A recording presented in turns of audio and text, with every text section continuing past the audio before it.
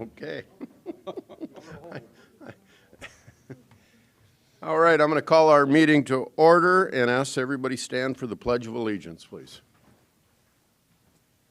I pledge allegiance to the flag of the United States of America and to the republic one nation under God, indivisible, with liberty and justice for all. All right, we have several meeting documents in the binders on the end here that are available if anybody would like to review them. I'm going to remind everyone to silence your cell phones and avoid embarrassment. And if you need a listening device, Craig Dewey, Carol Muller, any one of the commission staff can help you with that. Before we go into routine business, I'm going to ask Senator Jack Colbeck to come up and give us an update on the legislative session. Good morning, Senator. Okay. Morning, Commissioners, and I appreciate you giving me the time, and I appreciate the invitation from Commissioner Barth to come and just talk a little bit about the appropriations that have come down, you know, not only from the federal government, but from the state. I am on the appropriations. I'm Jack Colbeck, by the way, from District 13 here in Sioux Falls. So I'm just going to talk a little bit about what the appropriations that came down that would benefit the local area, Minnehaha County, and the city of Sioux Falls and the surrounding areas. We had roughly about $380-some million of one-time spending that not only came about because of the fact that we had kept our state open, our sales tax revenues were really good, so we were able to have some money there. We had some reversions back from some departments within the state that were able to save some money because of the pandemic, didn't travel, et cetera. So we had quite a bunch of money to work through. I'm just going to highlight on a couple of things today real quick, just to let you know that some of the bigger things that happened within the state was what we were able to put another $75 million into our unemployment benefit plan, our reemployment, as we call it, insurance fund, so that people that are unemployed because of the pandemic were able to apply for and get the money that they needed. That was we did that just recently. Highway Patrol and motor carriers, we put another $8.6 million into that fund here just recently. Department of Corrections, we put $21 million into the Department of Corrections. And parole officers, January through June of 2021, that money will be coming through. Department of Human Services, we were able to put in $12.2 million into the Department of Social Services. The United States, or the court services, justice services in the county and the state, we were able to put in $5.3 million to help them out. Department of Corrections, healthcare, we were able to put $5 million into that plan. Broadband, as you all well know, we put $25 million of COVID relief funds into that, and then in our appropriations and through our legislature, we're able to fund another $75 million of one-time money that will help people within the county, and especially Lincoln County and surrounding areas, get broadband, which will help with our educational system, and also the access to the internet. One other thing we did was in the meat processing grants for small meat packers. As you guys well know, the pandemic created an issue with them being able to produce meat for the people in our county and the state of South Dakota. So there's a grant program out there now through the COVID relief money of $5 million for them to apply for grants, and hopefully that will help out.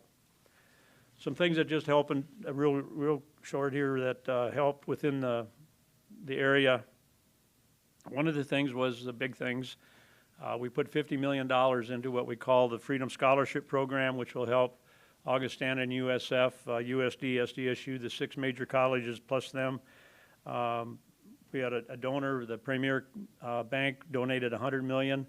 The state put in $50 million, and as of last week, with private donations and other funds coming into that, we have over $175 million in that endowment. Our goal is to raise, get it to $200 million, and with that endowment, Pell-eligible students that are struggling to get financing to go to our state universities and our 2 private universities here in Sioux Falls, we'll be able to apply for that. And just to give you an idea of what number that may be, just at South Dakota State University, President Dunn told me that last year he would have had approximately 1,200 more students at South Dakota State University if they had been able to obtain some sort of scholarship, and these scholarships will help all of those universities and that was a big thing. We worked on that for the last 3 years. Finally, we got that thing going. Here at the Technical College at Southeast Tech and the rest of the technical colleges, we paid off a $21 million bond that was purchased in 2010 to help the technical colleges expand. The reason for paying that one off, it was just a bad bond. I mean, what I say by a bad bond, it was an interest-only bond. We weren't making a lot of payments on the principal on that bond, and so we paid that one off. And that'll save the technical colleges about $1.7 million in interest a year, and the state about $1.2 million a year. And that money will go back into the technical colleges for whatever needs they may be, and hopefully that'll go towards increasing the enrollment, et cetera, on those particular campuses. Rural access infrastructure, we gave $6 million, and that is going to counties and townships. What we're doing there is on bridges and culverts that are bad on the township county roads. They're being assessed as to which ones can be replaced. There is a limit on the size of the bridges and the size of the culverts. They're smaller projects that will hopefully help benefit the counties and you know, access to our roads. So that'll be a good thing. The other one was airport route restoration and air service marketing. We were able to get the city airport here in Sioux Falls $1.9 million, along with Rapid City, $1.9 million to help market their airports. Rapid City and Sioux Falls are regional airports, which are controlled by the federal government as far as regional. Therefore, they cannot use any COVID relief money at all to help market their airports to get the service and the quality back to what our people here need. So hopefully with this money we'll be able to encourage airlines to come in and do some extra nonstop flights out of Sioux Falls because of what we lost during the pandemic. And that was a good thing. That was a well thought after plan by not only our CEO of our airport here, but also the one in Rapid City. We put that together, and that'll work out good. We're great. The other $600 million goes to or 1,000 goes to the different smaller regional airports such as Aberdeen, Winter, and Pierre, South Dakota. We also gave $3 million to the Big Sioux River cleanup, and as you all know, the Big Sioux River is a huge attraction for our city and our county, and we gave the people that run that program $3 million, and we are, as appropriators, going to tour some of the up north, some of the things that they're doing or going to do with that money to help the water quality on the Big Sioux River. So hopefully someday we all can go swimming in that river again. And we started that project with $3 million. We also gave the link here in Sioux Falls, which you guys know, mental health and a treatment center for people that can walk in and if they need some help, they can get it immediately. We gave $3 million to the link, which they're going to restore the second floor of that building. That'll help out quite a bit.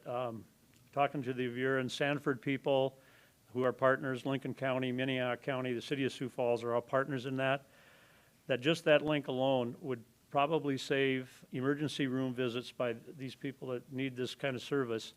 Would approximately 5,000 emergency room visits in a year. And if you know what an emergency room visit costs, and a lot of times it comes down to the counties or the city paying for some of those, or the general public. However, that's quite a savings. So we're looking really excited about that. Something that everybody's talked about is the Veterans Cemetery, which was the city and the county have been involved with. We budgeted $1.5 million to get the road fixed the way we want it to be up to the gate of the cemetery, which opens on Memorial Day of this year. And I encourage the county maybe to work with the city as well, and maybe we can get the rest of the road finished up towards the Renner area someday in the near future. That would help out as well, and I think for economic development in that area would be great. the Readiness Center here in Sioux Falls, which was the Air National Guard. Two things we did for the Air National Guard here in Sioux Falls and the Army National Guard. The federal government's given us $15 million for a new Readiness Center to train people, and our commitment from the state is $5 million.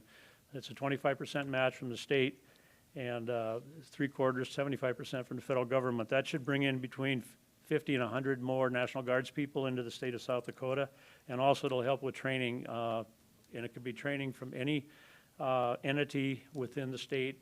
It could be law enforcement, EMTs, et cetera. That's going to be really great. The federal government moved that project up 2 years. That's why we had to do something this year, because it was initially going to be on the 24, but we moved it to 2022. So that project will be also beneficial for our area. Another project was the cold storage.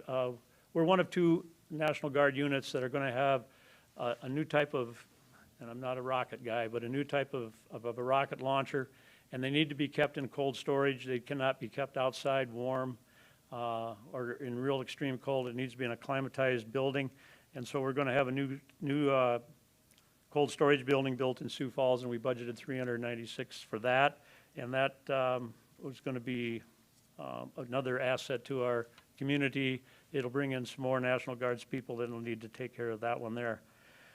And the one that always comes dear to everybody's heart, if you walk down Sioux Falls, which is beautiful, you see all the statues of the art down there. And we were able to give our Arts Council in South Dakota $250,000 to help with their training or their arts people because they lost a lot of that over the pandemic. So what I'm talking about here, just to clarify everything, is one-time money. In other words, this is not ongoing funding. This is one-time money that we had, as I mentioned earlier, out of the 380-some million we had. We were able to get the sprinkler system also into the cemetery, so we have green grass out there at the Veterans Cemetery when you go. Another thing that is kind of a project, and we hope this project works, and we think it will. The Department of Social Services came to us, and they want to build what we call immediate care facilities. As we all know, Redfield is located in Redfield, South Dakota. That's where our most severe mentally health people are. And we struggle all the time with help, trying to get the right kind of people to work with these individuals. And at Redfield, a lot of those people, right now today, there's 83 people in the Redfield facility. At one time, we had 1,100. But because of what we have done, or you guys have done, we've been able to keep those people closer to home. So one of the things that we're going to do is, and there's going to be a bidding process out for the care facilities, but one in Rapid City, one in Sioux Falls, and we budgeted $8.3 million from the state out of our one-time funding, and 11.6 is coming from the federal government to set up 2 crisis centers, or we call them intermediate care facilities, one in Rapid, one in Sioux Falls. And what this will do is that we're going to bring in anywhere from 8 to 16 patients of our most critically ill and bring them closer to home. And we're going to experiment with, I shouldn't say the word experiment, but because they do have a plan for it, but it's going to be something to see if this works.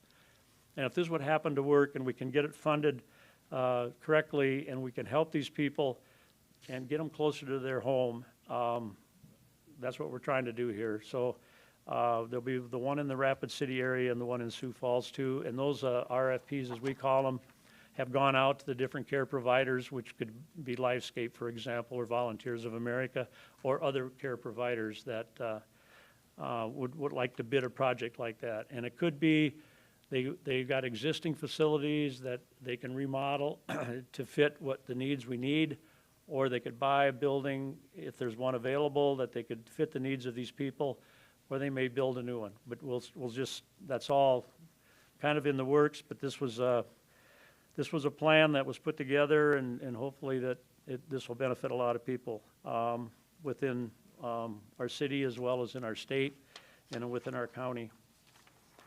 Just one other real quick thing. I'm going to talk about our group care people, our in-home service people, our nursing home people, our community behavioral health people, psychiatric residential treatments, care people. We were able to this year finally, and when I say finally get them to a pay level that will hopefully curtail the problem that we've had with employment in those places, such as Lifescape, for example. The turnover rate between 0 and 3 years of employment was like 70% at these caregivers, as we call them CSPs in our short-term words. We get a lot of those up at the Appropriations. But anyway, we were able to this year not only give them the 2.4% income raise, we were also able to do other things. We got them to 100% methodology, which is a term most people won't understand. It's hard to understand that word, but we got them to 100% methodology. So therefore, we were able to get some of the care provider groups up to 16% raise this year, or funding towards their organizations, 12.3% in some groups, 14.8% in other groups. So hopefully what we're going to do, and we put together a letter of intent, which means a letter of intent is that we're going to give them the direction. Now that we've got the funding, we're going to give them the direction as to how we want that money spent down. And we're going to have that money hopefully directed down to the salaries of the people that work at those organizations. When you looked at those organizations, you know, from $10.50 an hour, $12.14 an hour, I can understand why some people didn't hang around long, because that's really good critical care work that takes real good care of some people that still work within our community, but still need that type of treatment and care. As you all know, that we have another stimulus package that's been signed, and that's what we're going to go out to peer and work on in our appropriations. We're probably in the state of South Dakota going to see at least a minimum of another $1.2 billion before that the stimulus package is all completed. We haven't got all of the criteria yet as to how it's going to be spent. But the Department of Ed, I'll just tell you this, Department of Ed has already received a large chunk of money a week ago last Friday from the feds. And again, there's going to be criteria coming down as to how they spend that out. So our school systems and our higher ed, our technical colleges and stuff like that should be in pretty good shape if everything works out as far as the pandemic. And I just so thankful for the people in the state of South Dakota for doing what they did over the last 13, 14 months. I get goosebumps talking about the people in the state, and I can't thank the commissioners up here, and I can't thank our city council and our mayor as well as for what has been done within our own community right here to keep us open, keep us safe, and keeping us going to church and keeping us going to school and keeping us at our jobs to be able to work. And with that, I'll take any questions from the commissioners if they have any. Thank you. Senator, thank you very much for your time and presentation this morning. Thank you. Thank you, guys. Okay, we have one more guest I'm going to bring up for an introduction. Shelley Unruh with the City of Sioux Falls Housing Manager. Shelley, would you like to introduce someone to us? Yes, thank you, Commissioners, for the opportunity to come and meet with you briefly this morning. I'm the housing manager with the City of Sioux Falls, and a few months ago, the last time I came to a commission meeting, we established the Joint Accessible Housing Advisory Board, and with that came an FTE, which is our Housing Clinic Coordinator. So today I just wanted to introduce Amos Abu. He is the Housing Clinic Coordinator for the City of Sioux Falls, established by that commission, and just wanted him to introduce himself and tell you a little bit about himself and the work that he's been doing. Welcome, Amos. Thank you very much for the opportunity to be here this morning. My name is Amos Abu. I was privileged to be selected for this role after 3 different interviews that I had. And I feel like every day that I come to the job, I'm still being interviewed, but I love it. I got this role, I came from Southeastern Behavioral Health when I moved to Sioux Falls in 2014. Before then, I was in New York. I had just moved from London, where I worked for 6 years implementing a USAID project with subrecipient grants. I worked with Southeastern Behavioral Health for 4 years, and that gave me a sense of the challenges that our vulnerable community face when it comes to housing, access to affordable housing, or at least stable housing.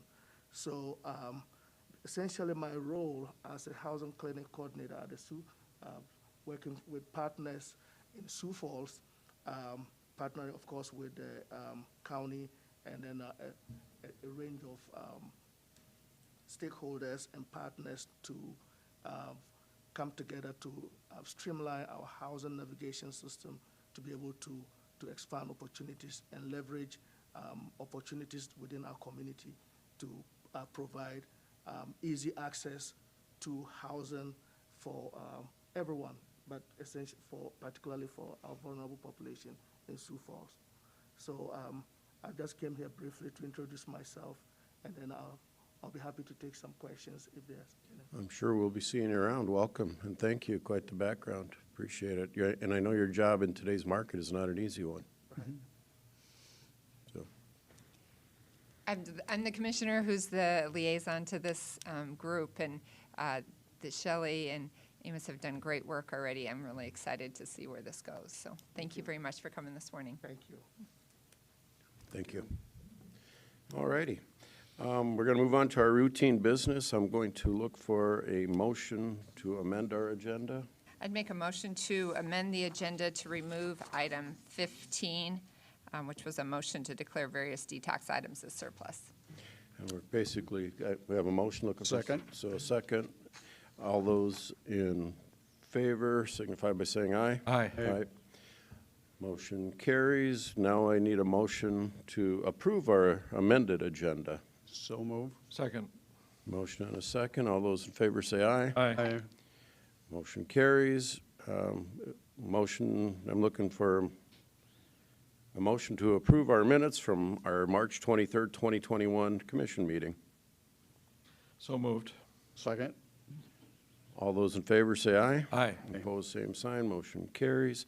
And then a motion and a second for our Minnehaha County and Sioux Falls City joint meeting on the same date, March 23rd. Motion. Second. Motion is second. All those in favor say aye. Aye. Aye. Motion carries. Bills to be paid in the amount of $1,094,564.51. Pay the bills. Second. Motion and a second. Discussion? No discussion. All those in favor signify by saying aye. Aye. Opposed, same sign. Motion carries.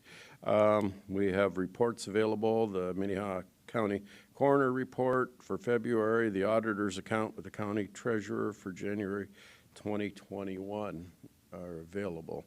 Moving on to personnel actions. I'd look for a motion to approve routine personnel actions. Approve routine action. Motion, looking for a second. Second. All right, motion and a second. All those in favor say aye. Aye. Opposed, same sign. Motion carries. Speaking of carries, Carrie Deaver. Good morning, Carrie Deaver from Human Resources. I have several items for you, and the first is my pleasure to ask for your recognition of the following significant employee anniversaries for April. We have Justin Duchesne in the Sheriff's Office celebrating 5 years of service, Danny Koska at JDC celebrating 20, Mason Braun celebrating 20, and Kim Caldwell with the State's Attorney's Office celebrating 20. So it's a short list, but 3 of them have 20 years of experience. And I think we have at least one individual with us today. Kim is here. Morning, Kim. Want to comment? I just wanted to thank you all very much for working with our office, and it's truly been a pleasure to serve the citizens of Minnehaha County, and I just thank you. And I think your peers would like to congratulate you, so congratulations.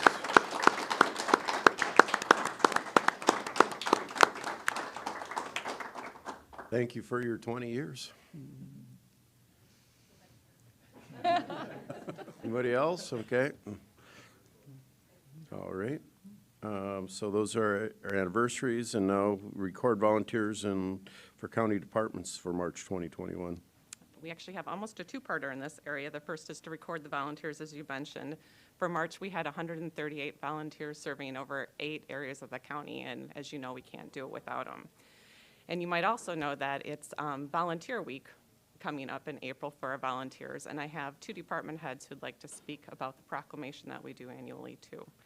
Okay. Sounds good. Do you need a motion to record the volunteers? Am I rushing us along? I'll make that motion. Second. Okay, motion and a second to record our volunteers. All those in favor say aye. Aye. Aye. Opposed, same sign. We have to do a roll call on that? Okay. Call the roll. Aye. Aye. Aye. Aye. Motion carries. And so Bill Hoskins, I believe, is here, and if you're open to that, he is willing to read the proclamation. And then Jason Gearman is also here, who would like to talk a little bit about what his volunteers mean to the county. All righty. Good morning, Commissioners. Bill Hoskins, Director of the Siouxland Heritage Museums. A proclamation, Minnehaha County Volunteer Week, April 18th through the 24th, 2021. Whereas National Volunteer Week is April 18th through the 24th of 2021, and whereas National Volunteer Week is about inspiring, recognizing, and encouraging people to seek out imaginative ways to engage in their communities, and whereas volunteers make a significant contribution to Minnehaha County.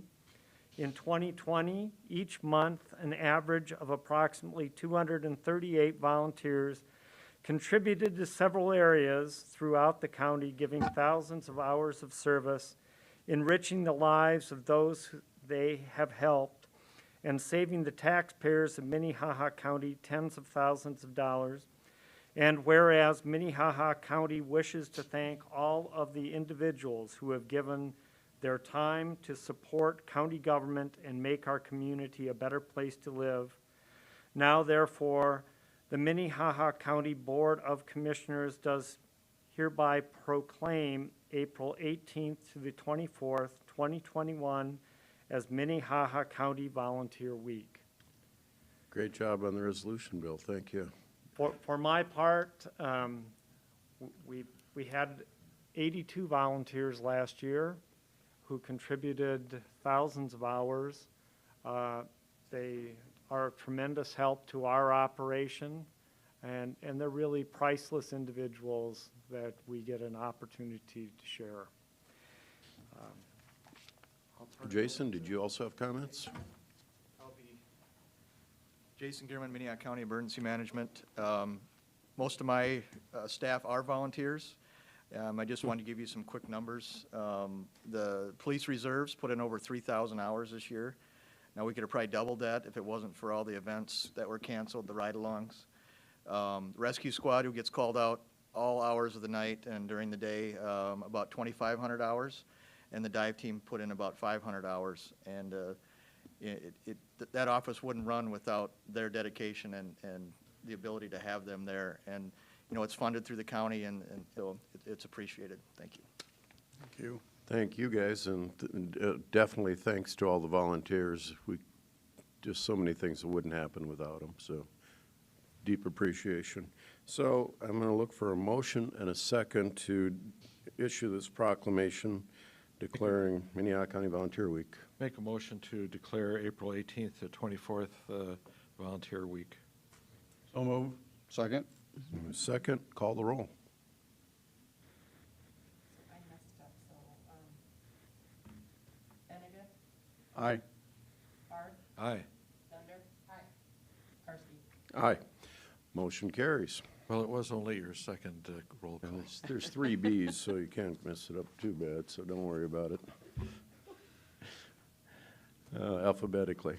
All righty, special personnel action to approve a new classification of security administrator and IT at a pay grade 21. I have a few for you today. For the IT position, you probably recall from past budget discussions that we've talked about adding a security administrator position, like a full-time person focusing on those responsibilities. Monty provided our office with some position information. We've reviewed it for classification. We're recommending a pay grade 21.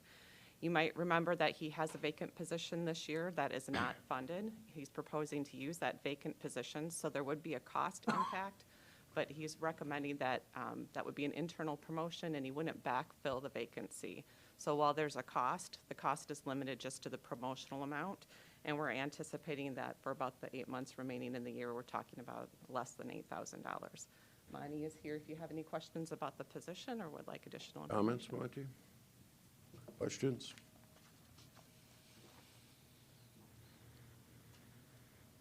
Good morning, Commissioners. Monty Wadenbach, Minnehaha County IT Director. So as time moves on, there's just a growing need to defend our network, and I've kind of prepared you in the past in presentations. I've discussed the growing need for this, and it's kind of always been out there in the future.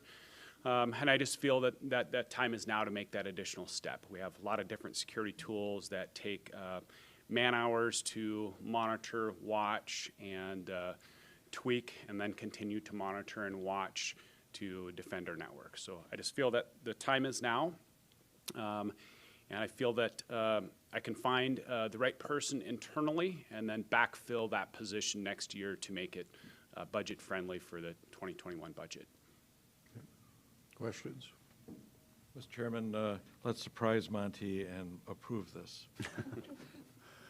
Is that a motion? Yes, sir. I'll second that. Motion and a second. Roll call vote, please. Hart, Aye. Bender, Aye. Benega, Aye. Karski. Motion carries. Thank you.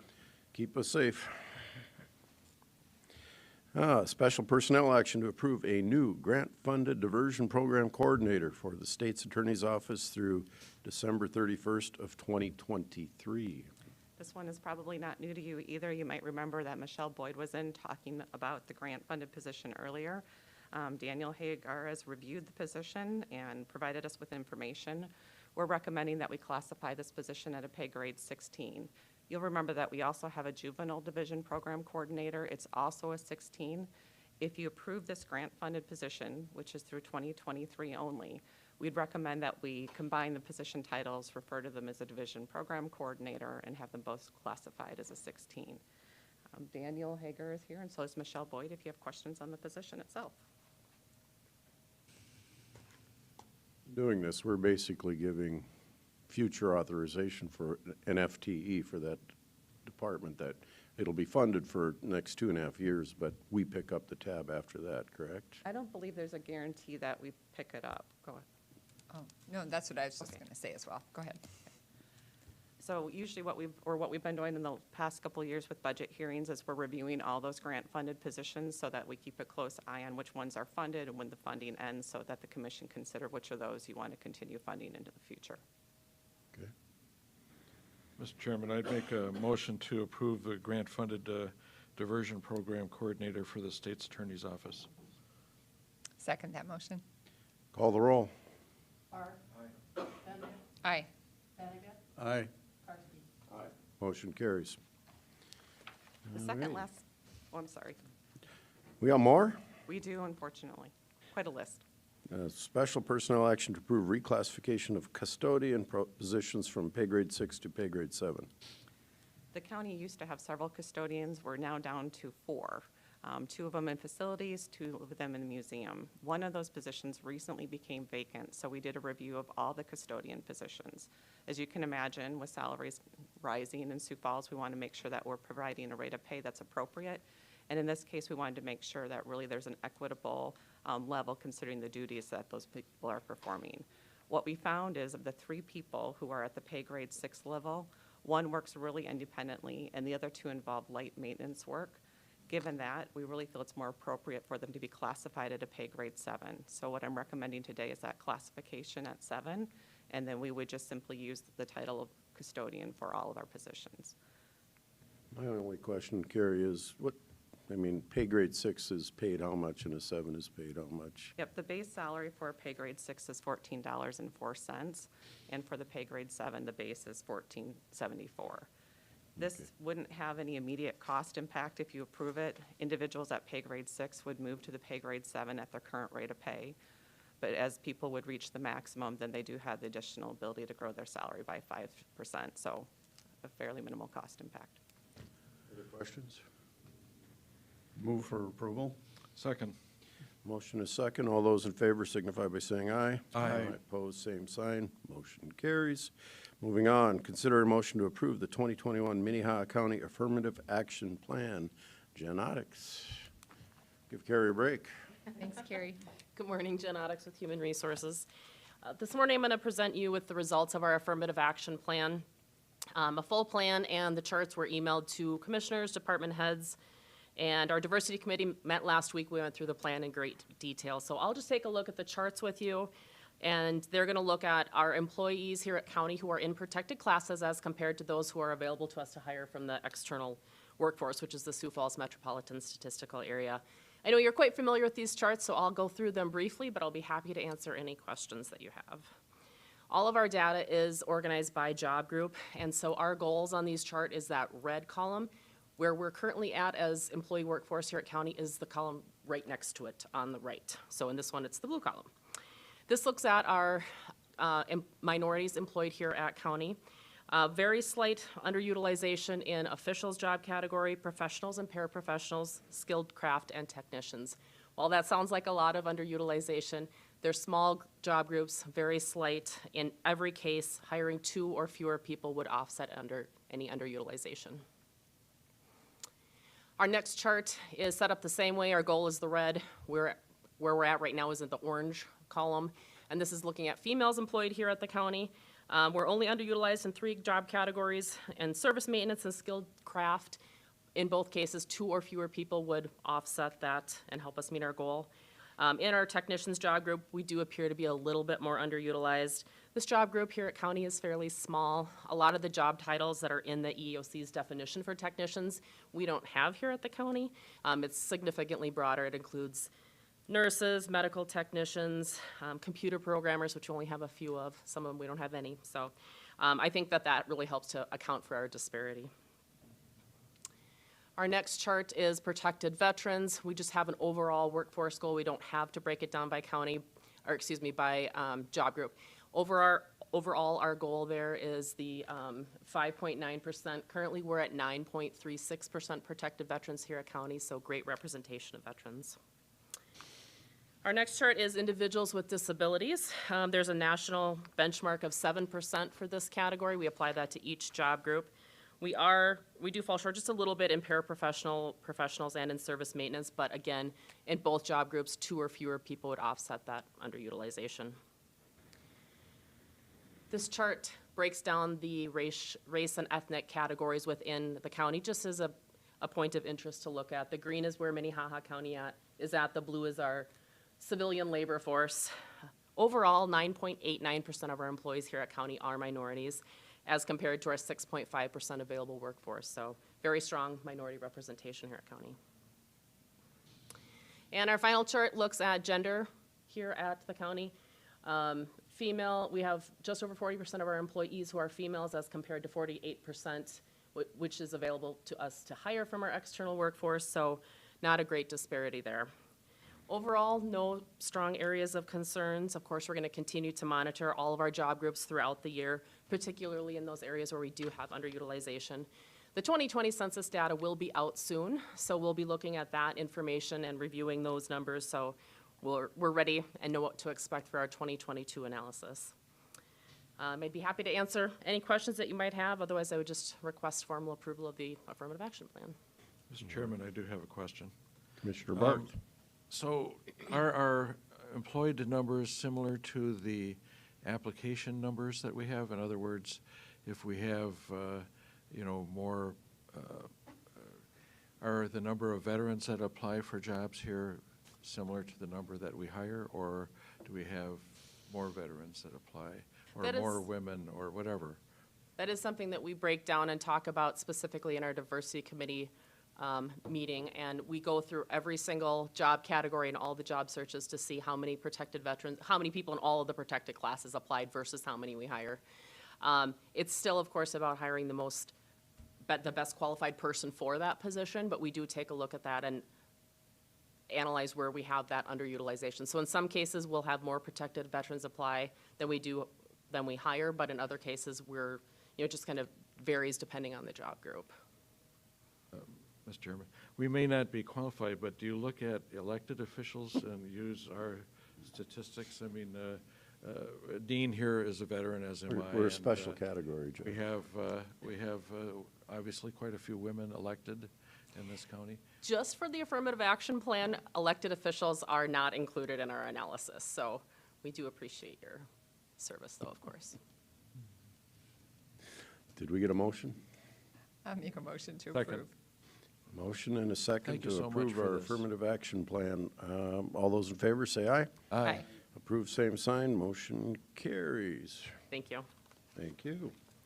All right, abatements recommended for approval. Good Morning, morning, Chris. Commissioners. Chris Lilla, Equalization Office. Yeah, before you today, we have 3 abatements that we're recommending for approval.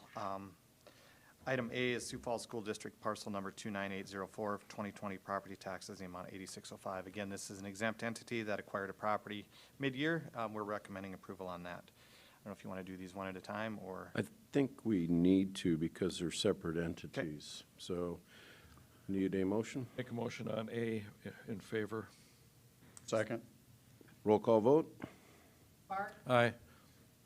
Benega, Aye. Bender, Aye. Karski. Aye, motion carries.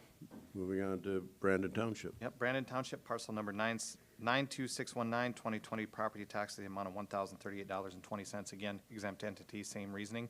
Our office is recommending approval of abatement. Move approval. Second. Roll call vote? Benega, Aye. Bark, Aye. Bender, aye. Karski. Aye, motion carries. And our last. Item C, Centennial Homes, parcel 86156, 2020 property tax, the amount of $720. This one's a little unique. So when mobile home, whenever they're going to move a mobile home, they have to pay the current taxes, bring them current, as well as pay ahead. Because they wouldn't, when they move to another taxing entity, they weren't there on November 1st to be collected, so they have to pay ahead in the county they're at. This one here did move, they did follow the procedure, they did pay ahead. Something happened in the coding at the treasurer's office to stop the collection a second time because they'd already paid ahead. They received a tax bill and paid it inadvertently again. So through the research of that, just a glitch again in the computer system. So our office is recommending approval. Make a motion to approve with a comment. Second. Commissioner. You know, these mobile homes disappear all the time without any by your leave. I think they're supposed to get a permit to move them, and they don't. And they call them mobile homes for a reason. You know, think about your automobile. What if you had to pay your taxes on your automobile a year later? Give me a break. They ought to revert it back into being mobile and not real estate. Real property. Motion and a second. Roll call vote? Bark, Bender, Aye. Benega, Aye. Karski. Motion carries. Thank you, Commissioner. We have a couple notices. Am I supposed to read the notices? Sure, I will. Notice of disinterment permit issued by the South Dakota Department of Health for the remains of James Reynolds. And second notice, authorize the auditor to publish requests for proposals for transitional housing and cultural services funded through the COSAP grant, and to make determination that the use of a competitive sealed bid process is not practical or advantageous to the county in acquiring a vendor for those services, and to utilize a competitive sealed proposals process. Is that this, Eric? Okay. Okay. Morning, Michelle. Good morning, Michelle Boyd with the Sheriff's Office. If you recall, in December of 2020, I was in front of you to accept the COSAP grant, which we just talked about with the diversion officer as well. One of the aims was for Minnehaha County to develop strategies to support access to treatment, recovery, and diversion for substance abuse, which focuses on meth and alcohol.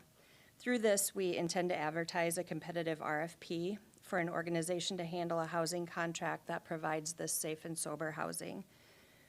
Because the Native American population in our community is disproportionately represented, this organization will collaborate with the Urban Indian Health in our community to provide culturally appropriate services.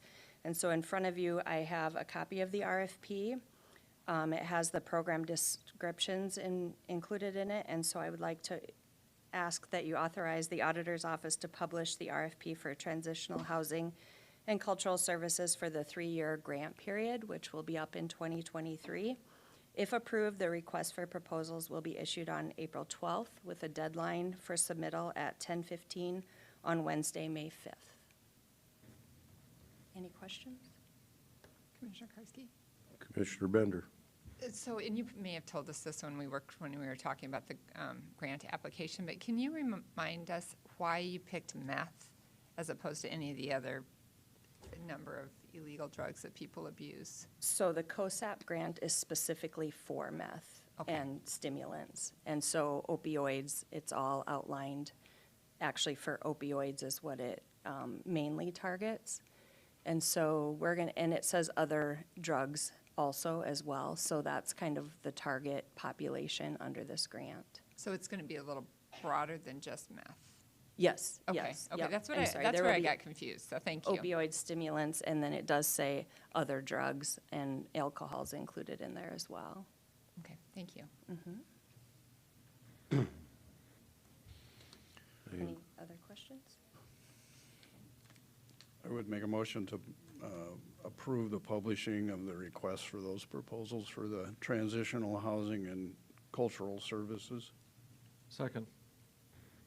Motion and a second. I don't have to read anything else, do I? Well, you should have in the motion that you're making the determination that is laid out on your agenda, that it's impractical and not advantageous to the county to use bid. Part of that motion is that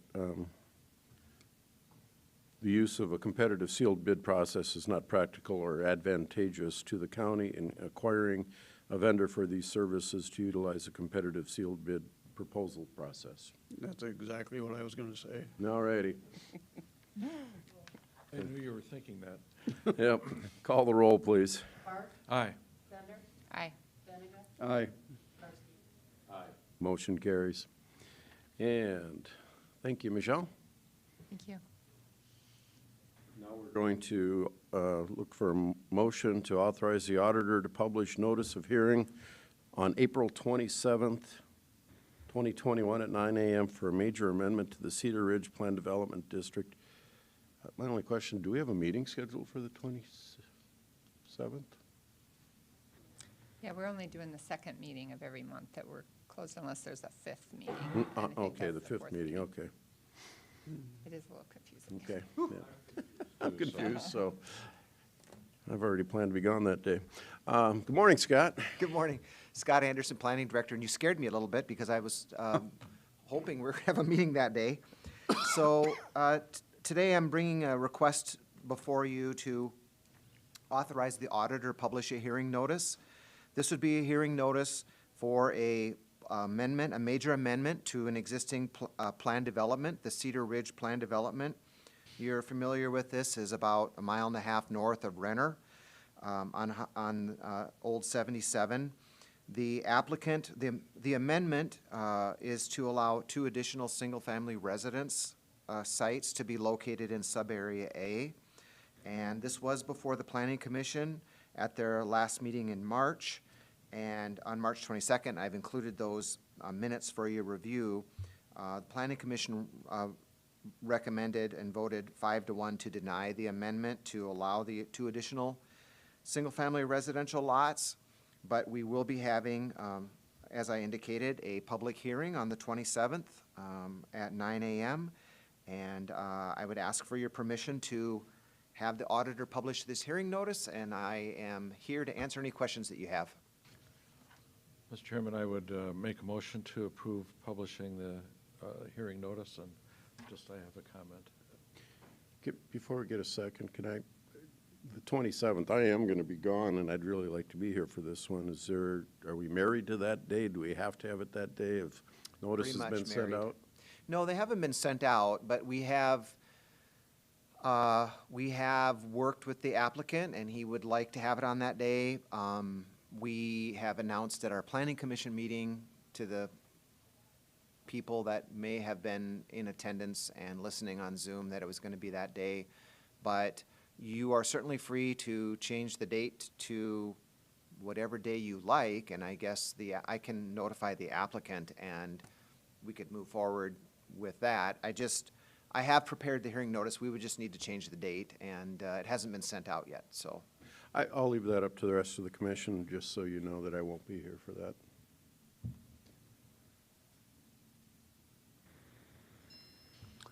I have no problem changing the date if you feel like you need to be here or want I to be don't feel like I here. need to be here, but if you're okay with me being gone, I enjoy the zoning issues, so I like the conversation, so I don't have to be here for that one.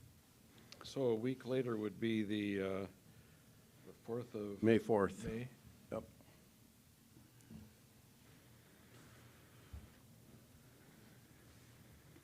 I guess if it's okay with the applicant, I wouldn't have a problem with changing it, but we probably need to know that right now to Yeah. publish. We would need to know that right now, and then I will let the applicant, Brad Wagner, know that your preference was to put it on the 4th because of attendance, and we move on from there. Mr. Chairman, I withdraw my motion and resubmit it with the 4th as the date for the hearing, and then I will have a comment, assuming we go further. Would it make sense to try to reach Brad right now and just come back, move you to a little bit later in the agenda? and have I you can come do back? that. I can see if I can call him up quickly if you'd like to delay this for 5 or 10 minutes. I can give him a call. Why don't we do that? I'll again withdraw my motion. Okay. We'll suspend the action on this for a few minutes and Okay, let come me back run up to to it. my office. I'll call him. I'll pull his number and see if I can get a hold of him. I will come right back down and we'll go from there. Thanks. I was going to just comment, if you read the text on this, that I made a motion to approve, got no second. I made a motion to deny, and it passed. And so I made a motion on both sides on this issue. It bothers me when people sit on their hands and don't take action.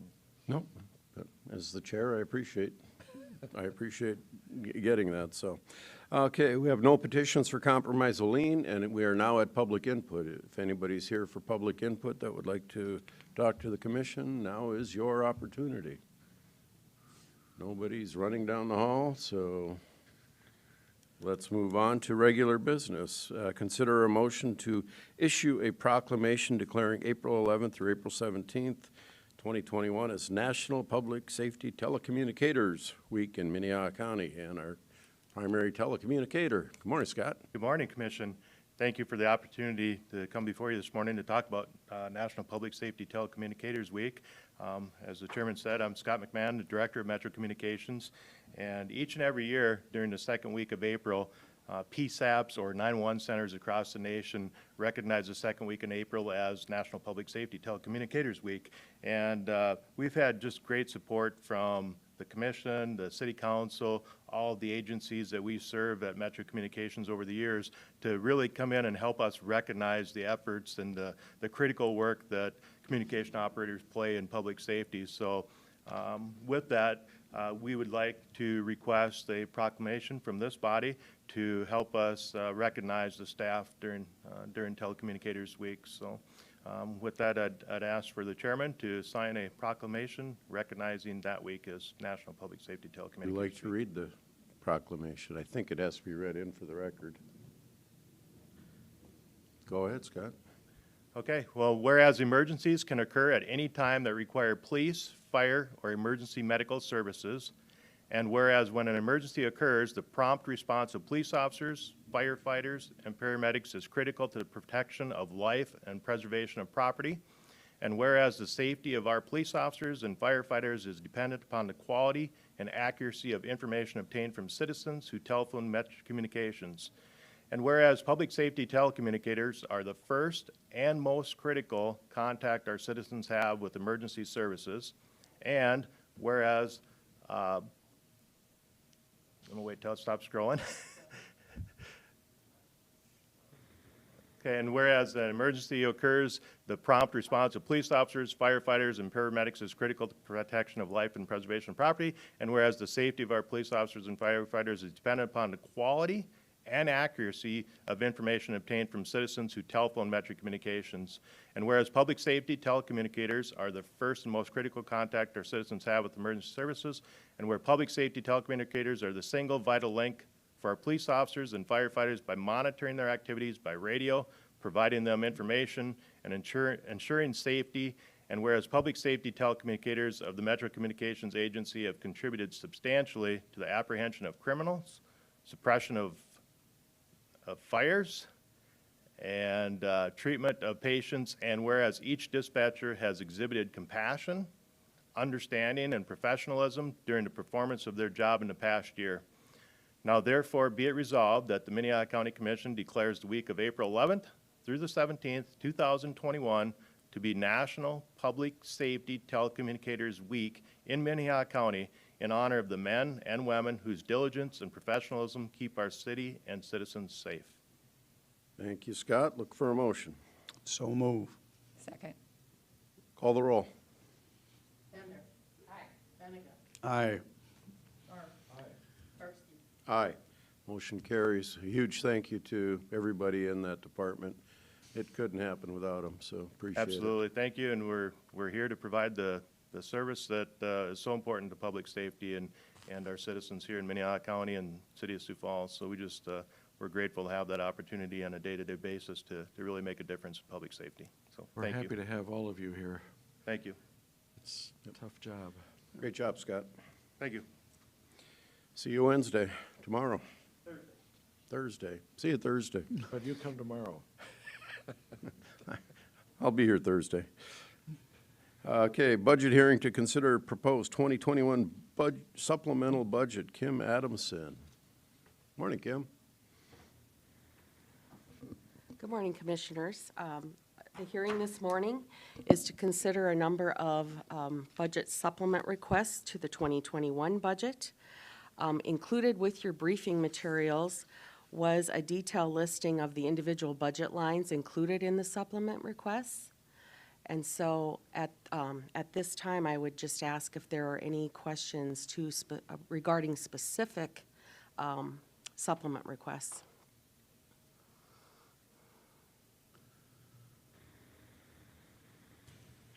If there's any surprises here, numbers we've seen many times before, so just make it official. So I'll look for a motion. Would move for approval. Second. Call the roll. Public, it's a budget hearing. Do we need to have proponents and opponents speak? Anybody here else that would like, from the public, that would like to talk about this? Opponents, proponents? Everybody's had their opportunity, so we have a motion and a second. Call the roll. Benega. Aye. Barr. Aye. Bender. Aye. Karski. Aye. Motion carries. Thank you, Thank you. Kim. Thanks, Kim. Thank you for that, Commissioner Bender. It is a hearing, so by hearings, we do take public input, so. Briefing on the Sheriff's Office and Jail Division. The illustrious Mike Milstead. Good morning, sir. Morning, Commissioners. I have several people with me today to present a little bit about Sheriff's Office operation as well as the jail. We're going to kind of We bring have some everything into chairs.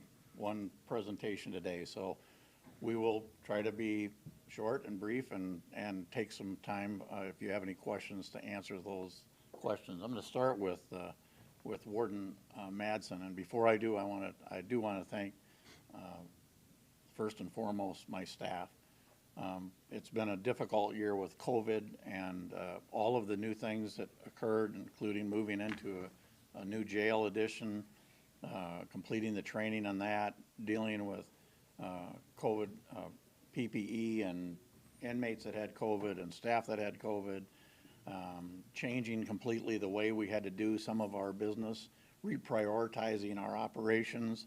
I have a tremendous respect for the men and women who work for the Sheriff's Office, who were able to accomplish great things, I think, during that period of time. And so we'll talk a little bit about that, but more importantly, we'll just give you a briefing this morning, and we'll start with Warden Madsen in the jail. Morning, Commissioners. Mike Masson, Warden in the Minnehaha County Jail. Am I forwarding this, Trish? Okay. So put together a little PowerPoint presentation for you. 2020 overview, we had just under 16,500 bookings for the year. That is a decrease from 2019, which was over 21,000. We anticipate this to increase in 2021 to numbers that are more similar to pre-COVID. In September of 2020, we occupied and began working out of the jail expansion. This proved to be a fundamental change in how we process new admissions and releases. Our new intake area has been a success and is a lot more efficient. Staff love it. Transitional housing area allowed us to have better control over who's getting transferred into the main jail and provides a separate area to process people being released. The addition of the jail courtroom was monumental as it's been proven to be more efficient in getting inmates to and from their initial appearances. Again, staff, I haven't heard a bad thing about it, so that's been really great. Rental beds, 2019 Board of Prisoners revenue was just shy of 900,000. 2020 revenue surpassed our projections by a little more than 730,000. 2020 we continue to meet Lincoln County Jail's needs, and we've also increased the rental beds for the U.S. Marshal Service. We continue to rent beds to outside agencies for $97.34 a day. Those are county contracts, and $97 a day for federal contracts. Our average daily population, 2019 showed consistent ADP with a year average of 402. There's a definite increase in the fourth quarter with occupying the new 5th floor and increasing rental beds. That's when we occupied UC5.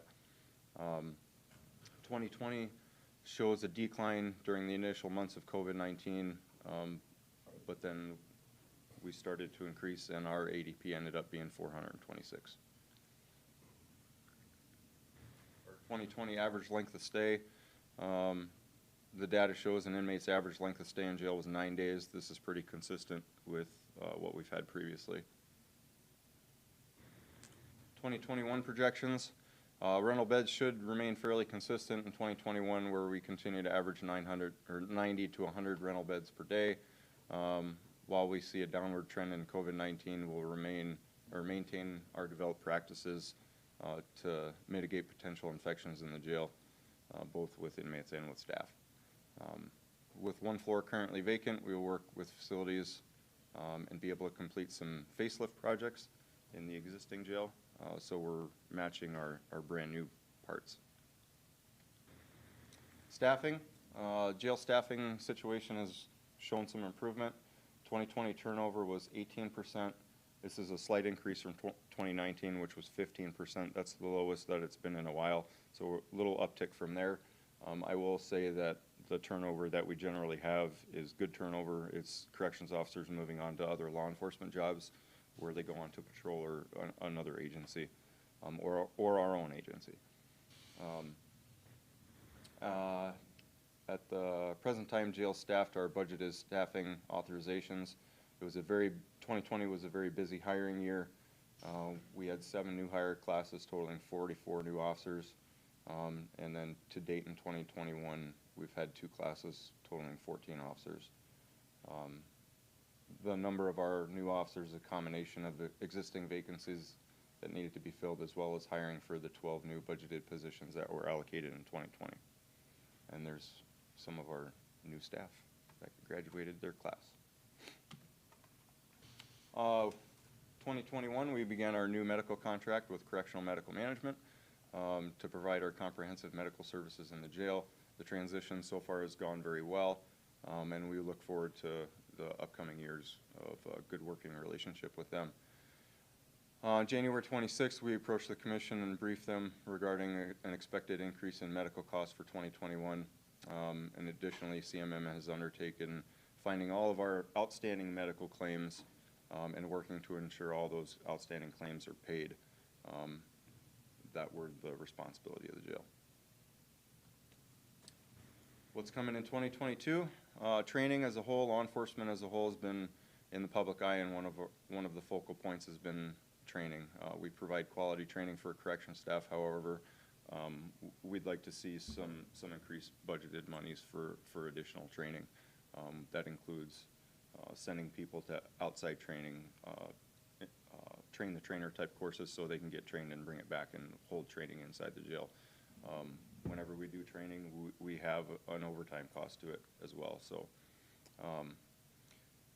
the other thing on here is we need to replace the existing fingerprint machine in our intake area and in one of our UPS battery backups. That's a significant cost.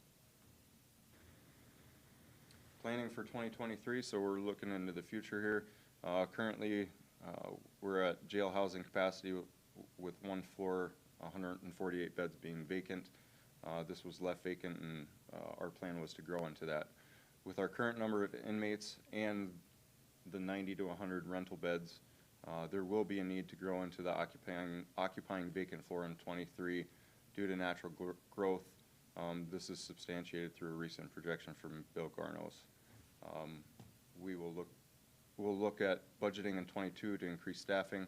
We'll have to hire people the previous year in order to get those numbers up and get them trained. So when we do have to occupy it, we have the people. By occupying the vacant floor, we'll be able to increase the current number of rental beds and help offset the increased staffing costs. The alternate is to limit the number of rental beds that we have, which is more of a short-term solution. Chief Deputy Jeff Gromer. How we doing? Jeff Gromer, Chief Deputy for the Sheriff's Office. The Sheriff's Office presentation is really quite brief. We addressed a lot of the pandemic issues through the field division. I really want to, as the sheriff did, compliment the staff. While that pandemic response didn't adjust our workflows very much at the Sheriff's Office, it did make a pretty substantial change to the practices, and the staff did a really good job being flexible and getting through the pandemic response by adjusting how they were responding to things. The patrol division, the call volumes remained fairly steady. The only real adjustment we had in patrol workflow was the staff, at our request and our direction, did fewer self-initiated stops and things like that. Early on in the response, we were very concerned about them, one, exposing themselves, but also exposing other people through these various traffic stops. So they did limit some of that activity to an extent, which we're seeing picking up now as we start to get through the response. The warrant and civil process numbers held really steady through the pandemic. The investigative caseloads really didn't change at all through the pandemic either, so all of that stuff maintained fairly consistent throughout the year. 2021 projections, we don't see a lot of significant changes on the horizon, other than as the community comes out of the pandemic response, we'll see a lot more activity just generally increase throughout the county, which the more activity in the county, obviously the more need we'll have for our services. We don't see that our staffing numbers or our staffing allocations are going to need to be adjusted. We feel our current staffing will be able to meet that need for 2022. We are currently utilizing body-worn cameras. Captain Bosman was able to get this policy written and this pushed through. It's very nice to have those for some of the officers that don't have their in-car cameras, like guys doing civil papers or detectives that are going out to meet people. Being able to implement these cameras really keeps us up to date and current with some of the trends that are occurring in law enforcement. 2021 staffing for the Sheriff's Office has been very good. We are currently short 2 officers, which are in the hiring process. With that being said, the patrol division is currently fully staffed. We're hiring these 2 officers. The detective division is down 1 investigator, as is the warrant task force is down 1 officer. And as these 2 new hires get trained and start to get out on the roads on their own, then we'll backfill those 2 vacant spots. The Air Guard is fully staffed, airport's fully staffed, Southeast Tech, we do have a vacancy there that we'll need to fill, but the civil and admin sections are fully staffed. So our staffing in the Sheriff's Office is very good. We don't envision any changes in the upcoming budget year. Some preliminary thoughts, that's a hard word for me to say all of a sudden. For the 2020 budget, The sheriff is going to step back up once I'm done and go into this request that we're proposing for a deputy state's attorney assigned to the sheriff's office specifically. Our agencies continues to grow between the sheriff's office and the jail. Just with that growth comes more complexity, more third-party contracts, more things of that nature that will be really working with the state's attorney and his office on how best to address that, and we think that a designated deputy state's attorney is probably the best route to go. As Warden Mattson mentioned too, one of the focuses we're really going to be looking at in the upcoming budget year with the sheriff's office is on training. Our training budget has stayed pretty consistent over the last few years, and what we're seeing is that while a lot of these trainings are going to an online format with COVID, that helps with some of the travel that goes with them, but the cost of those trainings continue to stay the same or continue to increase. And at the same time, many of the more advanced training classes still require travel, which the cost of travel just continue to increase. So we want to make sure we're continuing to provide officers with access for that ongoing training. That's about all I've got. All right. No real significant changes from the sheriff's office on the horizon. Chief Deputy. Welcome back, Sheriff. Thank you.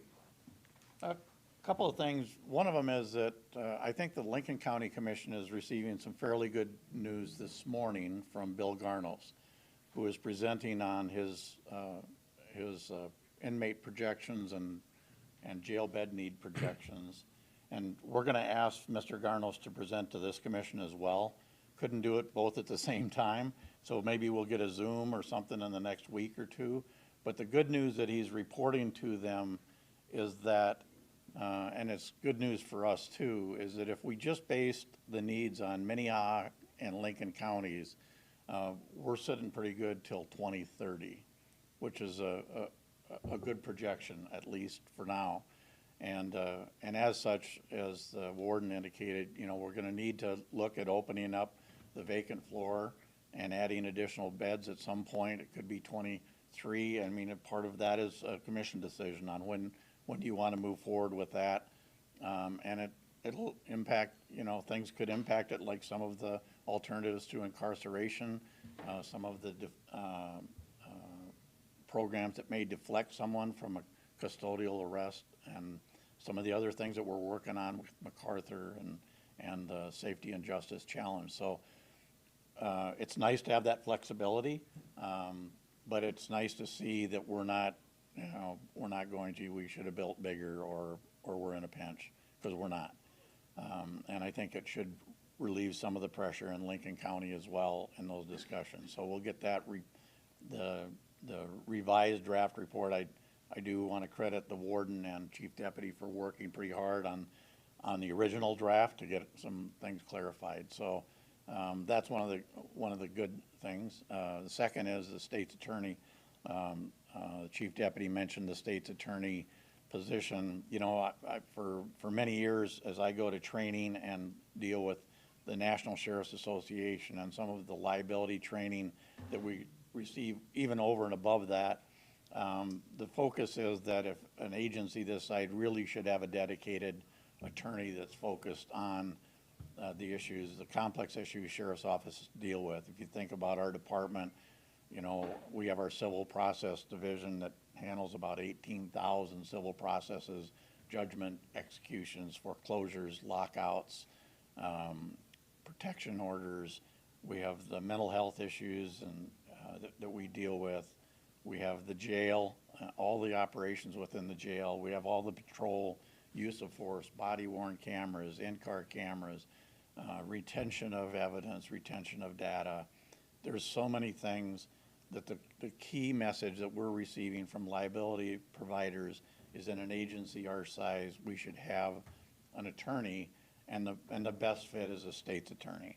And so I'm really impressed that State's Attorney Hager has been working with us on that, and now is dedicating, at least identifying our, I'll call it go-to attorney within his office, so that when we have an issue in the civil division or the warrant division or patrol division or jail division, not related to an arrest, they'll still have the normal process for the state's attorneys that handle arrests, But for questions about process, policy, laws, statutes, we'll have a go-to person. In exchange for that, we want to be able to provide that go-to person with additional training specific to specializing in that field. And so the state's attorney's office, the description that I get from outside our state's attorney's office is, if you have a state's attorney, a deputy state's attorney who in the morning is dealing with a hog confinement issue and at noon is dealing on a zoning issue and at 2 o'clock in the afternoon is trying to work on a commission agenda item, analyzing something for the auditor's office, and then the next thing they're supposed to work on is the use of force policy for the jail. And they just said, no, you need to specialize, and that's our goal, is to specialize. And I really appreciate it. I will be standing at budget time looking to support a FTE for the state's attorney for that purpose. So I'm just, I guess prompt you into thinking about that, because I do think it's critically important. I don't think they can just absorb that within their agency. And so it's very important to us. And I'll end with this. We had a retirement on Friday. Mike Walsh, captain of our patrol division, retired after 26 years of dedicated service, tremendous officer. But obviously he has to be replaced. And we have a great replacement, and I want to introduce him to you today. And his name's Adam Ziska. He's our new patrol commander.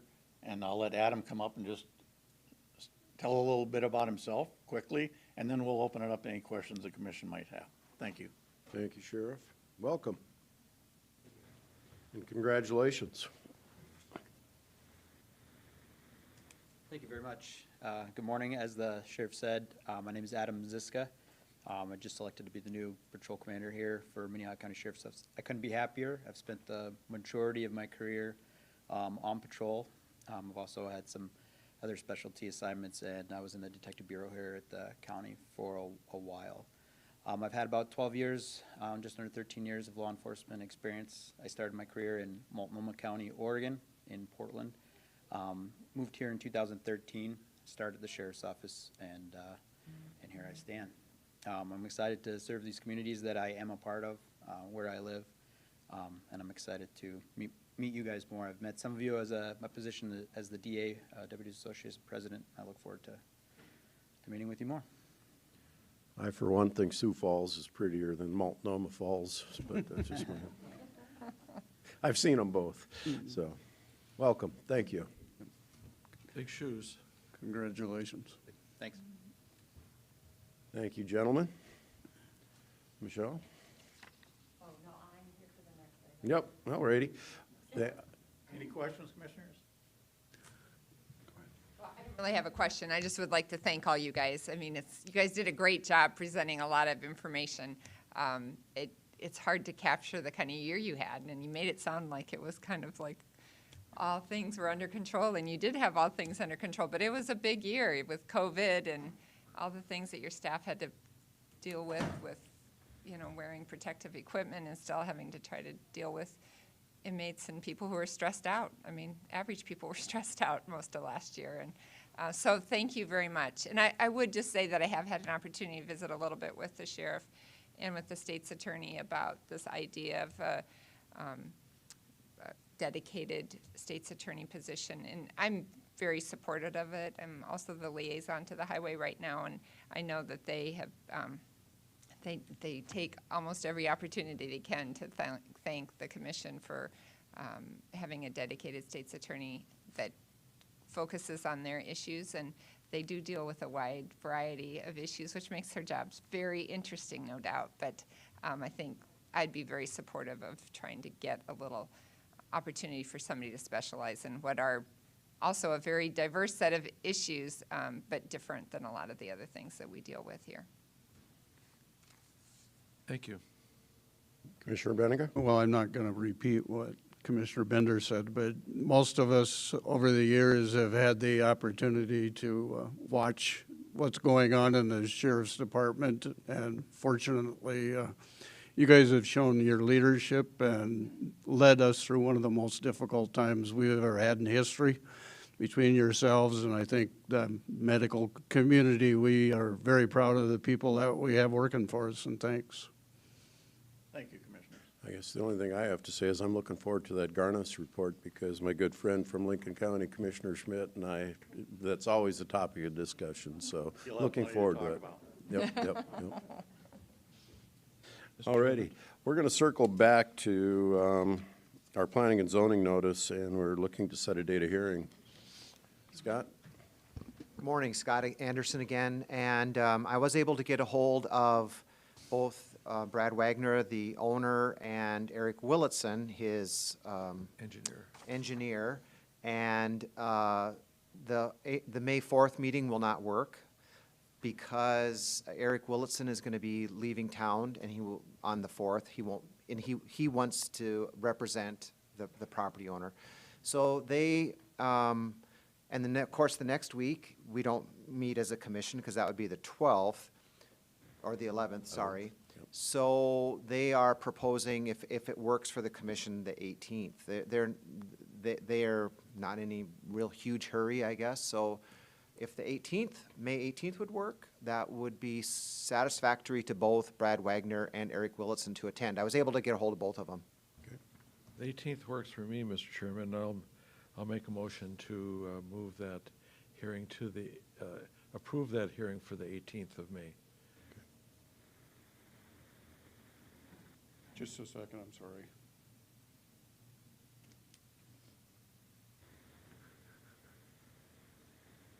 I'll make it work.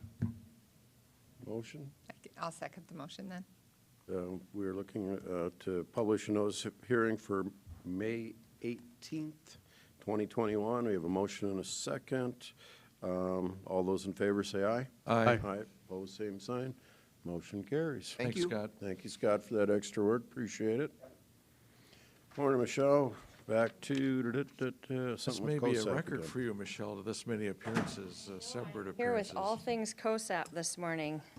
And just to piggyback off of what Sheriff Milstead was talking about with the State's Attorney's Office, I have to thank Mr. Bogue for all the work he did with this COSAP grant. I've kept him busy over the last few months reviewing all of this paperwork and getting his approval, so I appreciate the work that they have done for us. I have the next two agenda items, and the first one is request for authorization for the sheriff to sign the agreement between our department and Avera McKinnon for the peer navigator support position under the COSAP grant. This position will engage in advocating for people in recovery. They'll share resources, help them to build skills, build community relationships, lead recovery groups, mentor, and set goals for these individuals. One thing that will be nice about this is it'll be able to work closely with the adult diversion position that you just approved. One thing that we are lacking in our community that we find is that gap for the first-time offenders. There's not really a lot of support when you first get in trouble to try to get you into recovery or connect with those services. The specialty courts that I'm on, generally you've been in trouble for many years, you're heading to the penitentiary if you don't do the specialty court. So this is kind of fills that gap there to try to help people who are early in their addiction before they get to the point of needing, more severe help or recovery services. So I would like to request that you allow the sheriff to sign this agreement. Questions? Motion? So moved. Second. A second. I guess my only comment from my work with the Link for the last 4 or 5 years and understanding of mental health and co-occurring addiction issues that, the peer navigator support is absolutely critical to the success. So I'm fully supportive of this. So all those in favor say aye. Aye. Opposed, same sign. Motion carries. Last thing, COSAP. Yes, the next thing I would like to request authorization for the sheriff to sign agreement between our department and the University of South Dakota for research assistance and data reporting. So Commissioner Karski, to speak to your question earlier about ongoing funding and whether this is budgeted, this group will be able to evaluate and assess what it is we're doing under this grant. So our goal is to provide you with that necessary data so that you can make some of those decisions when the grant is up, whether we feel like it's something that's benefiting our community or not. Our hope is that we have a lot of success out of these different programs that we have really worked hard to join together so they all work in conjunction with each other. So it's more than just a good feeling, we actually have data. Yes, that is what we hired USD to do. You know, USD has another contract that Carol Muller's going to be here for. That's for different services than what we're asking for. This is specifically paid for under the COSAP grant, and there's a lot of grant reporting that is required to BJA for this, and so that is what this specific contract is for. Questions, comments, motions? Make a motion to approve that, to authorize the sheriff's office to enter that agreement. Second. All those in favor say aye. Aye. Opposed, same sign, motion carries. Mr. Chairman. Thank you very much. Question for Michelle here. Michelle, you're doing all those other courts too, like drug court and all that. And I just heard recently about traumatic brain injury court. Have you ever heard of such a thing? And is that the, you know, I actually know people who do dumb stuff after having brain injuries. But is that something that we might look at? I do go to our national conferences, so I have heard of it. There aren't any here in South Dakota, and I haven't really heard of them on the horizon.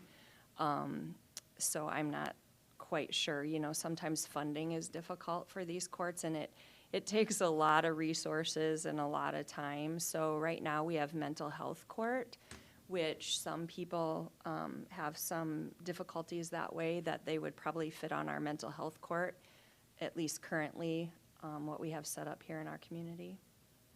Thank you. I might call you. Heard it here first. All righty. And then if I might, Commissioner Bender, just to speak, you had asked the question about meth specifically with the transitional housing. I should probably expand on that. So opioids obviously are dangerous in our community, and the overdoses generally come from like opioids and fentanyl. However, the number of meth cases that we have are significantly higher in our community. So that's kind of why the transitional housing is geared towards focusing more on the meth and the alcohol. Not that it won't be all-encompassing of the other drugs. So that's kind of why that wording was that way. I went back and read it and understood where that question came from. So, Thanks. is there any other questions? Okay, thank you. Thank you, Michelle. Moving on, consider bid results and award recommendation for mowing and trimming, and authorized chair to sign agreement with CMG Property Maintenance for project MC 21-08. Bids were open on March 24th. Shannon, right there, I was looking on the computer. Good morning, Commissioners. Chairman, thank you. Yes, we opened bids on March 24th for the annual mowing and trimming contract. There were no bid anomalies. We had 3 bidders. They are in front of you there. We had CMG Property, D&K Lawn Care, and Northwest Landscaping. CMG Property Maintenance came in as low bidder, and that is our recommendation for award. All righty, look for a motion. There is, I make a motion to approve CMG Property Maintenance for this contract. Second. Questions, Excuse comments? me. Roll call vote. Hiberger, oh, sorry. Barr, Aye. Bender, aye. Benega, Aye. Karski. Motion carries.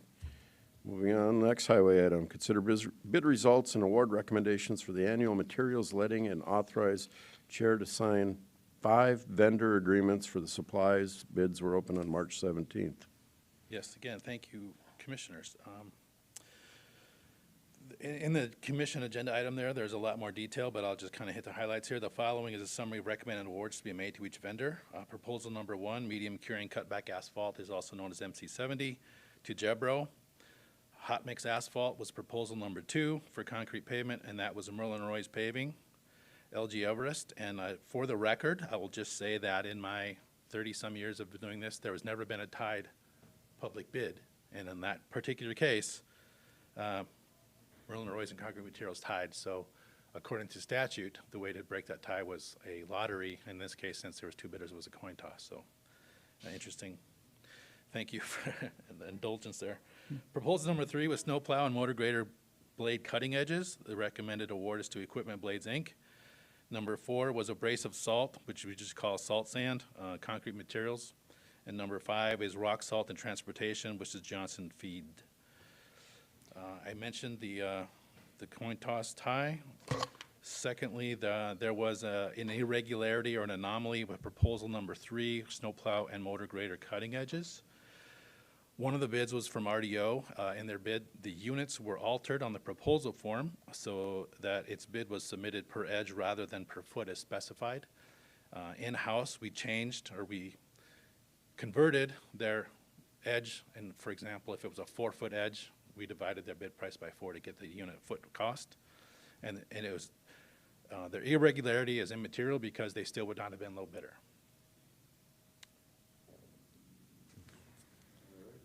And we can take these all as one action? Is that correct, Eric? Okay. I would make a motion for, to approve all of these 5 bids. I do have a question. Commissioner Barth. So Shannon, just to be clear, in case anyone is watching, these were 5 separate bids that we opened. They weren't all part of one contract where you had to have cutting edges plus asphalt plus rock salt, right? Typically, correct. And if usually one vendor only bids on one portion of that proposal, and if there is something turned in that's not part of their, I guess, specialty, those people that turn in write no bid on the ones they're not bidding on. Right. So you didn't have to bid on all 5 of these things in order to get anything? Absolutely not. Just wanted to make that clear.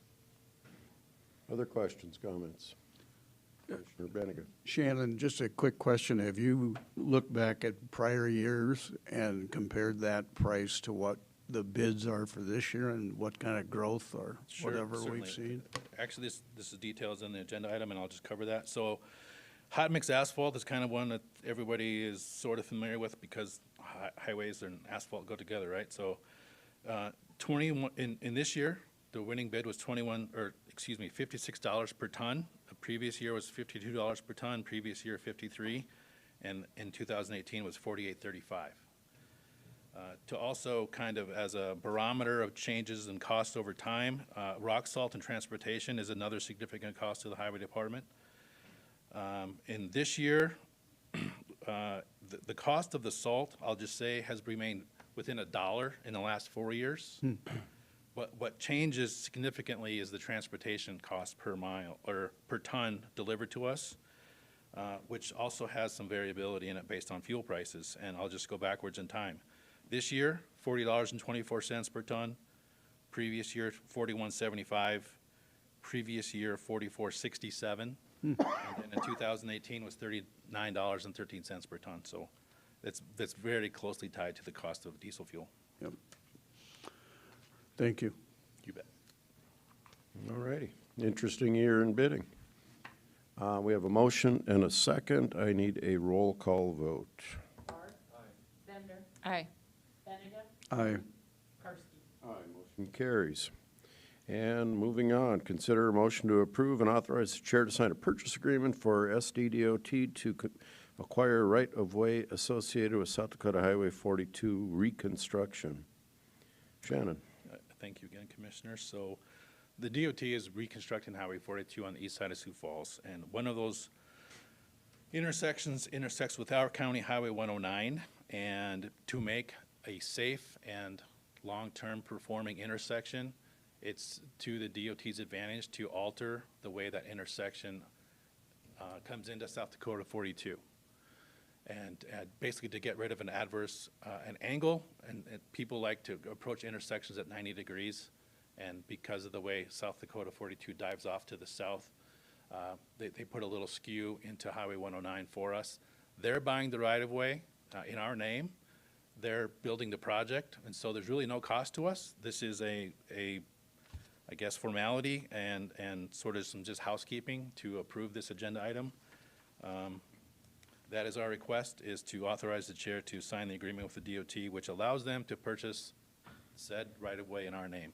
And it's also on both sides of the road, not just the south or the north. I guess, want to point out who owns the land, and I'll just read this here. Lot H2, containing .66 acres, located in the northeast portion, is owned by Todd Jacobson, and Lot H1 of .06 acres is located in the southeast portion, and that land is currently owned by James and Mary Joe Swanson. All righty, questions, comments, motion? Motion to approve. Second. Motion and a second. This one we can do with a simple, all those in favor say aye. Aye. Opposed, same sign, motion carries. All righty, is Jacob here? Jacobs are at the door. All righty. Morning, Jacob. We have two resolutions to apply for the South Dakota Department of Transportation Local Federal Bridge Replacement Program. Begin with NBI Structure 50-13704, 3.7 miles east of Colton. What Morning, we got? Commissioners. Yeah, so we got two resolutions here to apply for some funding from the Local Federal Bridge Replacement Grant Program. This project started back in 2019. There's been money allocated in the last 3 years, 19, 20, and now 21. In 19, the money was given directly to the county and we could spend at our discretion. In 20, we had to apply to the state through a modified big score to get some funding. And we were awarded two structures last year. Those were an 80-20% match, and the state covered the rest of the 20% match.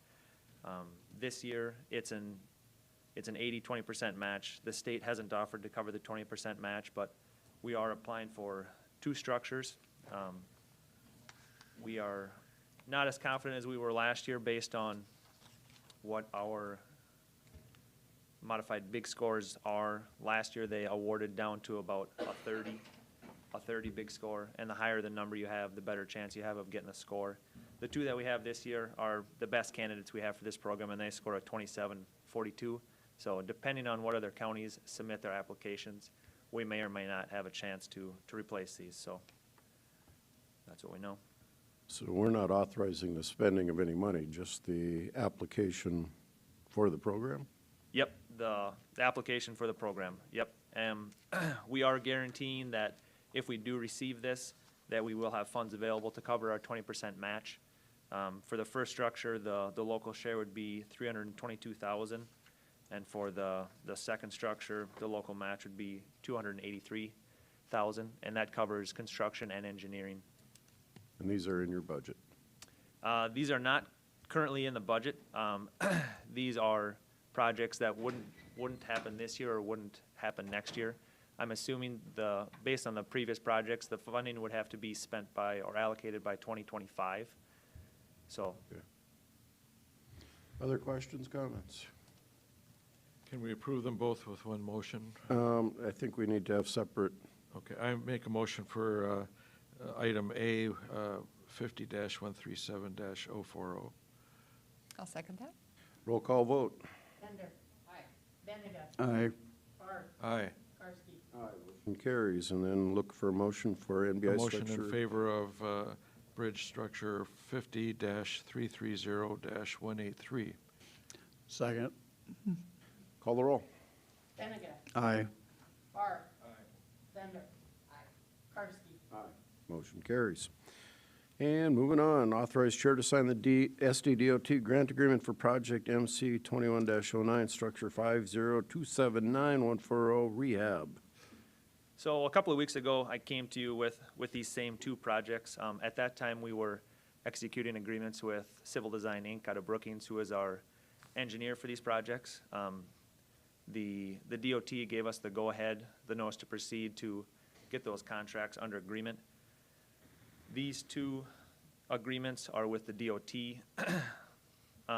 just accepting the funding and guaranteeing that we will provide a 20% match to the state's contribution.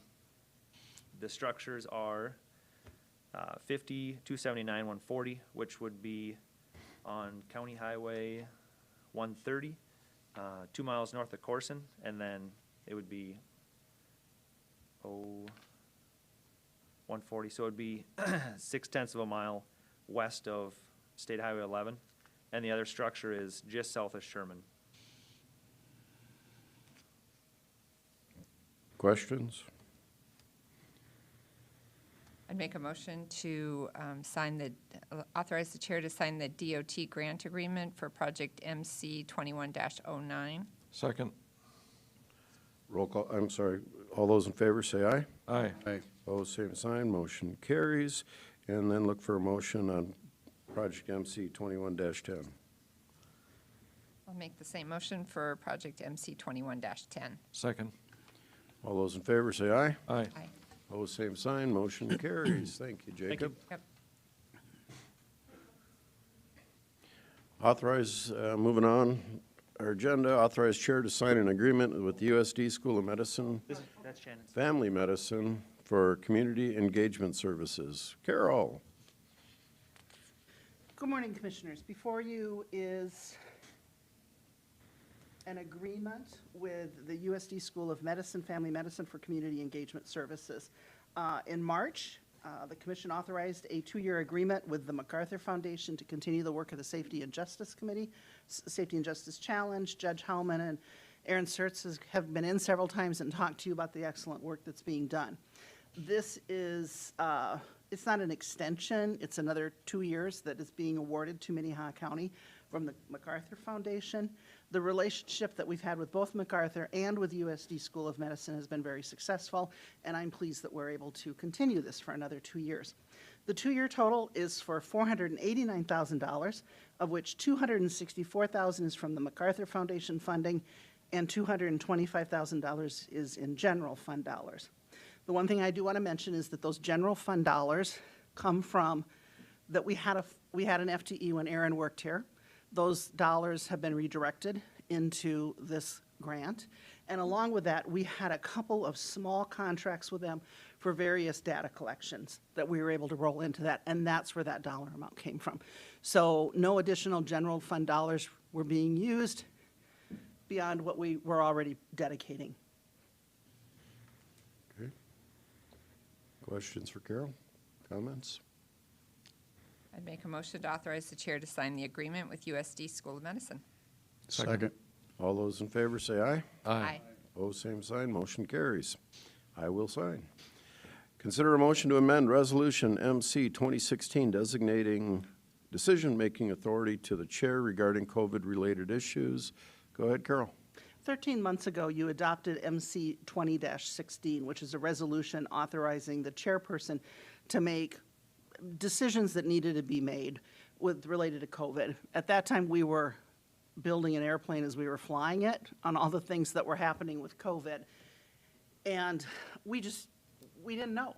We were just going through a lot of things that were out there. This particular resolution removes 20-16 and replaces it with a resolution using the same language, except we add an ending date on it of May 31st, 2021.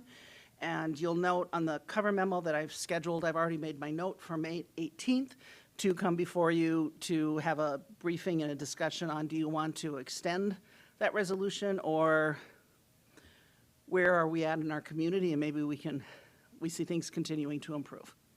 So that is the resolution, just adds a end date onto it. And if I may take the liberty, Go ahead. The last thing that came to me was from Carrie Benz, and unlike Commissioner Bender, I'm not creative enough with these things to do this on my own. And I've done it, no, I'm kidding, Commissioner. But to continue the masks and the federal benefits that technically ended the end of last year, to extend them through May 31st. Kind of the trade-off is wear masks and we'll extend benefits. It seemed to work both to be pretty good, so I approved that. You know, we're getting to the point where, as Carol said, we don't need to typically hey, we need to make a decision on this yet today, et cetera. So these decisions can be more commission-driven as a body versus an individual. So that's the true intent of this resolution, so. And it's the intent of my proposal here to rescind MC 20-16 and adopt a new authority. That's my motion. Any second? I'll second that motion. Okay, discussion?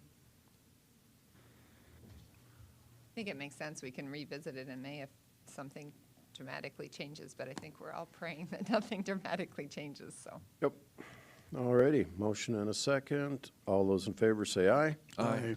Opposed, same sign, motion carries. Liaison reports. No liaison reports, okay. I guess the only thing I would say is I did take about 45 minutes, met with the mayor yesterday to go over some of the, items that we've been discussing as a commission, so I took the liberty of just going and sitting down with them for a while and visiting. No huge revelations, but it's just nice to have that open communication, so. Moving on to new business. Any new business? Mr. Chairman, two things. One is Mike Huther never met with the chair of the county commission, and the current mayor is doing that, and I certainly appreciate it. The other thing I wanted to say is with Senator Colbeck being here today, I really appreciated him coming and the fact that, he had this laundry list of items that they worked on. I think all of us have our own favorites, whether it's the river or the statues or the fairgrounds or whatever, and it was just great to have him come, and I certainly do appreciate it whenever a legislator chooses to attend our meeting. Thank you, Commissioner. Old business? All righty, so I'm looking for a motion to recess the commission meeting. So moved. All those in favor say aye. Aye. All right, opposed, same sign. How much time do you need to shut down, Tony? 5 minutes?